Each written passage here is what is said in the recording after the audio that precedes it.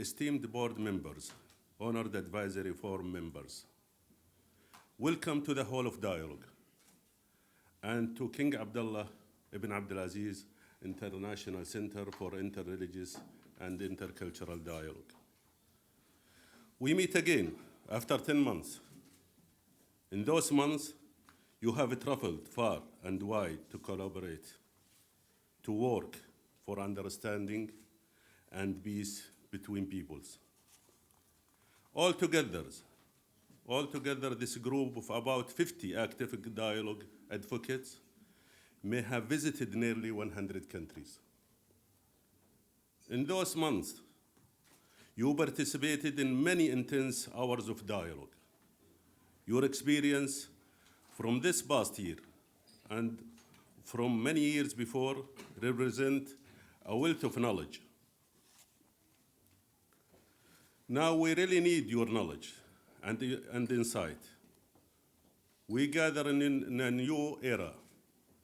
Over the last 10 months, we have begun to witness dramatic and sometimes alarming changes.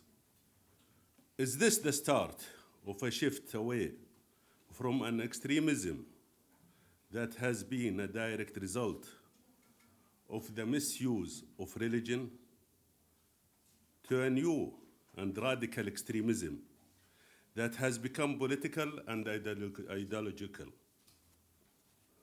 Do we now find ourselves in a new time of worrying uncertainty, where we see two rival camps of religiously driven extremism versus politically driven extremism, racing to compete with one another? Do you also feel this way? This depth of change reminds me of 1989, when borders opened and walls fell in Europe. But sadly today, the walls of fear and mistrust are rising again in the minds of people, and borders are closing. A quarter of a century ago, no one would have imagined that hatred could inflame entire countries and regions. Today we see and hear hate spreading in different directions. Since we last met, public discourse has become aggressive. This discourse does not unify or clarify. It confuses people. It fuels fear. It leads people to hate. Much of this discourse blames the other and misuse of religion for world's problems. The deliberate crimes against the followers of different religions are of a great concern to us. Dear friends, I would really like to know how you assess and analyze this situation. We may now be reliving the xenophobia of the 1930s. Here in Europe and North America, hate crime in Europe and North America have increased dramatically. Some of these places have not seen this behavior since before World War II. Popular political movement to promote discrimination. Migration is denied. Political unions are dissolved. We are concerned that we may face a darker future unless we act. Essentially, I am an optimist. Dialogue changes people and their lives. I have seen these changes with my own eyes. These xenophobic trends can only continue if no alternative is offered. We are here to offer an alternative. In the next 2 days, your advice, your experience, and your knowledge will help to expand the use of dialogue in the time of alternative facts and fake news.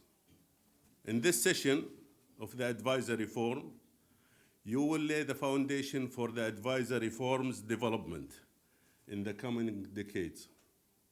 This requires some pioneers' work. I appreciate your comment.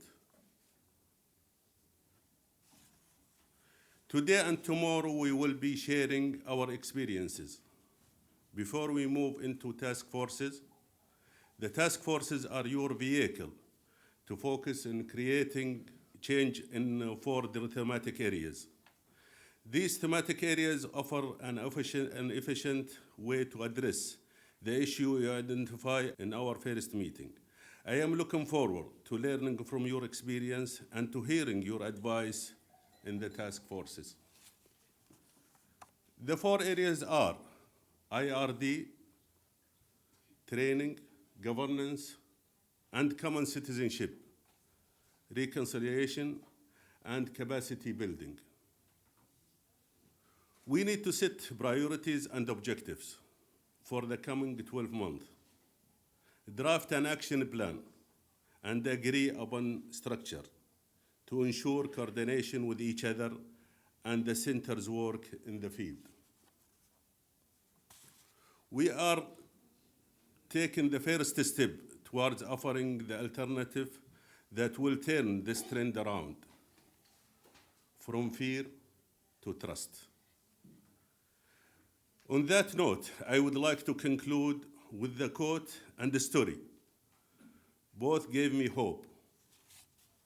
First, a quote from the new UN Secretary General, Antonio Guterres. You know him as a champion for refugees. The quote comes from one of his first speeches with regard to religion. I think he set a new standard for the UN. He did not urge nations to simply promote tolerance among different cultures and religions, nor did he call for respect for religions. I think he went further than any UN Secretary General before him. Mr. Guterres called on all of us to help people to know that their religious identity are valued. Helping people to value the other is an ambitious and a significant goal. It is also part of our core mandate. And now a very brief story about Dr. Simran Singh, one of our fellows. He is a Sikh and an assistant professor in the Department of Religion at Trinity University in San Antonio, Texas. He received a death threat. The threat was posted to him in social media. And instead of responding in hate, Dr. Singh used social media to engage the community and build understanding. And in Texas, he was then praised on television news for the example he set in building understanding. If dialogue can win support in Texas, dear friends, then I think we can help bring understanding almost anywhere. We are proud to have Dr. Singh as one of our fellows.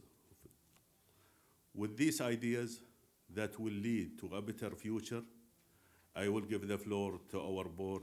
Thank you very much.